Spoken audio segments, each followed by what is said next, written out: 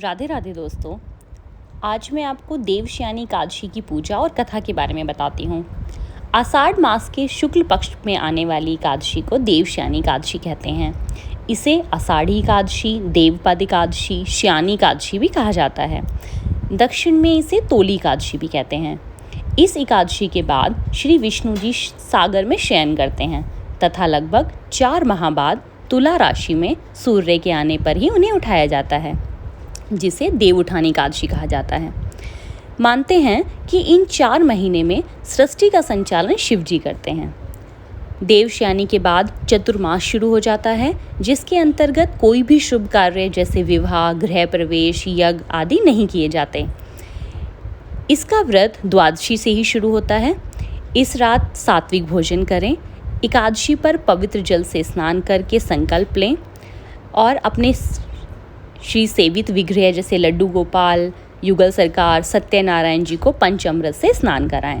उनका श्रृंगार करें, पीले वस्त्र पहनाएं, पीले फूल अर्पित करें, फिर भोग लगाएं और कथा सुनें। आज के दिन विष्णु जी 4 महीने के लिए योग निद्रा में चले जाते हैं, इसलिए आज की पूजा में उनके लिए बिछोना बिछाना चाहिए, उन्हें सुलाना चाहिए और फिर कथा सुननी चाहिए। इसे सौभाग्यशाली एकादशी भी मानते हैं, इसलिए पूरी श्रद्धा से इस व्रत को ज़रूर करें ताकि आपके सौभाग्य खुल सके। इसके अलावा देवशयनी पर दक्षिणावर्ती शंख में साफ जल भरकर विष्णु जी का अभिषेक करें। धन लाभ के लिए इस दिन विष्णु जी के साथ लक्ष्मी माता जी की भी पूजा करें। उन्हें एक हल्दी गांठ अर्पित करें।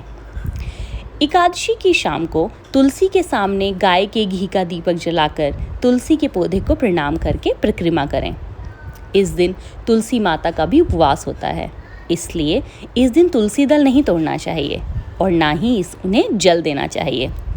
भोग के लिए पहले ही तुलसी दल तोड़कर रख लेना चाहिए।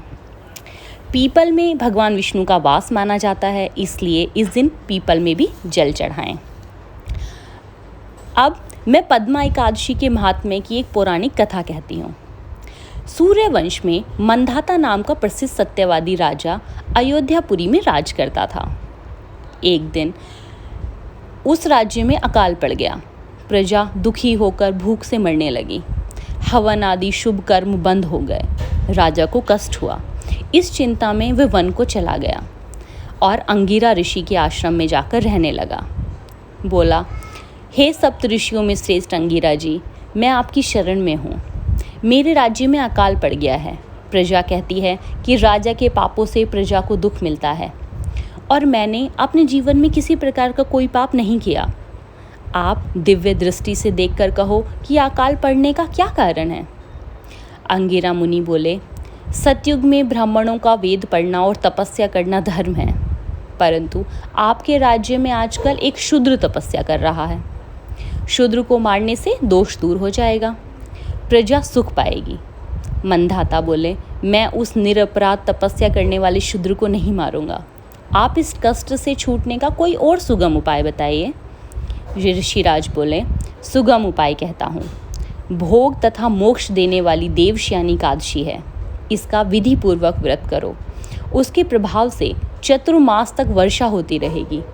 इस एकादशी का व्रत सिद्धियों को देने वाला तथा उपद्रवों को शांत करने वाला है। मुनि की दीक्षा से मान्यता ने प्रजा सहित पद्मा का व्रत किया और कष्ट से छूट गए। इस महात्म्य सुनने या पढ़ने से अकाल मृत्यु का भय दूर हो जाता है। आज के दिन तुलसी का बीज पृथ्वी या गमले में बोया जाना एक महान पुण्य होता है। तुलसी की छुई हुई पवन से भी यमदूत भय पाते हैं। जिनका कंठ तुलसी की माला से सुशोभित हो, उसका जीवन धन्य समझना चाहिए।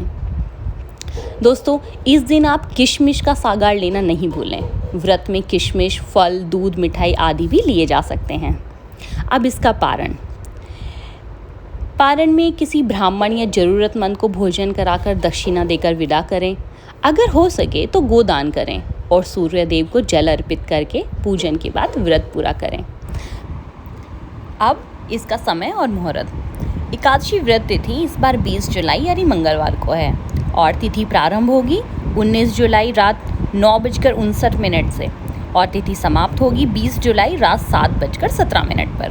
और एकादशी का पारण होगा 21 जुलाई सुबह 5:41 से 8:23 पे। दोस्तों, अगर आपको मेरी वीडियो ये पसंद आई हो तो आप इसे लाइक करें, शेयर करें, ताकि और लोग भी देवशयनी एकादशी का लाभ उठा सकें। राधे राधे।